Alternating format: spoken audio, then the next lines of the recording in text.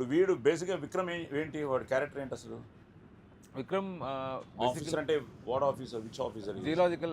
ఇప్పుడు అంటే బేసికలీ ఉల్కా పడింది సార్ ఊర్లో వచ్చి, అంటే ఇలా మెటీరియల్ పడింది అనమాట.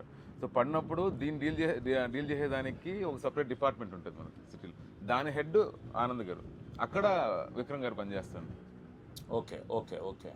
సో ఈ ఊళ్ళో ఈ శంబాలా అన్నది ఈ ఊరు పేరు, ఒక ఊరు పేరు మనం క్రియేట్ చేసుకుని ఒక ఫిక్షనలైజ్డ్ ఊరు. అదొక పెద్ద డిబేట్ ఉంది బాబు.